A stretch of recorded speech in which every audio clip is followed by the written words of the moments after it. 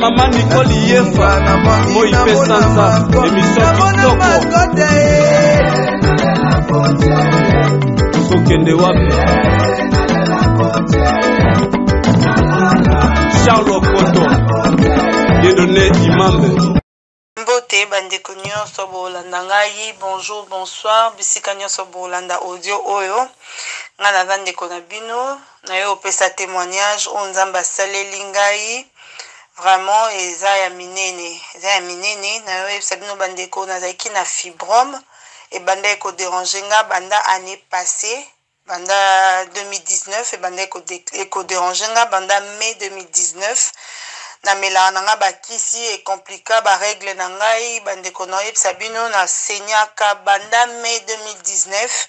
ti lelo na senyaka na yeba su badata ba règle na ngate parce que heure moko par mois on a stoppé 2 jours 3 jours une semaine après zongi lisusu donc tout le jour na yebisa bino bandeko na zala toujours na ba saignement. Donc c'est dit il y a fibrome et bandeko compliqué nga mais na yaki ko yeba mama Nicole Nzela ya muto a partager ki lien na ye na komaki na landaki pe ba émission ba vidéo salaki azo lobela likolo amaki blanc d'œuf na citron. Alors nga pe na zaki intéressé nango malgré cela na mars awakaka fibrome ngo wite su ko compliqué nga ba règle na ngai na kendaki susu urgence. Gynécologue nanga komelenga bakisi na banda omela bakisi banda le 28 ti le 11 avril nazo melaka bakisi il fallait que stopper normalement makila nanga ninge banda ko bima mais bande ko noyeb sabino makile banda ko stopper te na mona ki na lembi déjà on mona muto azolo bake na lembi vie ya ko tia tout le temps bande hygiénique j'étais fatiguée nazo ebisabino mais na ebisaki mobile nanga que nga na tiki no mela suki site ekuta ebisanga te mela na no si c'est amdela nga bina komela sute na yoka ki vidéo mama Nicole azolo bela maki na citron na bandi nanga komela citron ya biki saison on a nzoto citron za makasi tika nanu zela no natanda mbubaki sila na zela ete bandeko le 12 avril dimanche o ya Pâques nga na bande komela maki na citron loko na yebaki vraiment ba précision te pour nazaki vraiment malade na mekai ko contacter mama Nicole mais nazwa ki suite te bandeko na bande toujours komela nazo mela tongo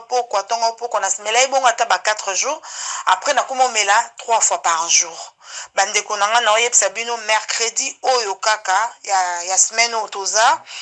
na remarkaki eloko moko ekitinga na se na biso basi. Alors epanikenga na yo benga mobile nanga yebsinga non il faut benga urgence na benga ki hôpital et tout ningezo salo pasi nga na bite zo sanga pasité parce que bande ko sanga pasité na zaki pe na douleur monte na lala ki mardi mercredi na lamuki en tout cas comme ko tanga mo mal à l'aise pour otambola na kenda ki hôpital bande ko na yebisa bino 4 médecins ba yo ko consulter nga bazaki tike komo na fibrome e kanga menga na utérus c'est là qui kota utérus ndenge médecin na gynécologue nanga loba mais nazo yebisa bino bango moko bazaki surpris ya omona fibrome ekiti na se ekitinga na se bomo na miracle ya nzambe ekitaki na se donc ils allaient ka juste ba séparant on a col parce que kanga menga na col médecin nanga yaki amoni pe ayebsinga t'inquiète pas nazo longola yango tout de suite et puis bazalai ka bayaki ba kati et ba kabolinga ngo na col nanga donc nazo yebisa bino et ça vraiment miracle nzamba salelinga parce que ça qui facilité na leki na ba moment moko difficile na bande toujours kolembate na bande pe ko bonde la nzambe na zo bonde la nzambe na ebisa ki on même mobile nanga que nga ba coopérer ngati avec la foi que j'avais na zo ebisa bino na bande ko boya donc deux fois bible le malheur est bon na boya qui donc période de confinement mobimba oh, donc c'était prévu ba opérer nga le 20 avril ou le 22 avril mais na zo ebisa bino basalinga opération sans cicatrice le 29 avril fibrome mwana ekitinga yango moko na nzoto yango moko mais opération nanga linga keleka le 20 ou le 22 avril comme prévu banila kango kaka pona ba maladie o mais nzamba bikisinga yango nazo yebisa bino bo douter vraiment mama Nicole nzambe apambola yo abaksela osu ya mingi na connaissance ozanango vraiment musa na yo kende liboso yango kanenge na loba merci à tout le monde allez bisous mama Nicole.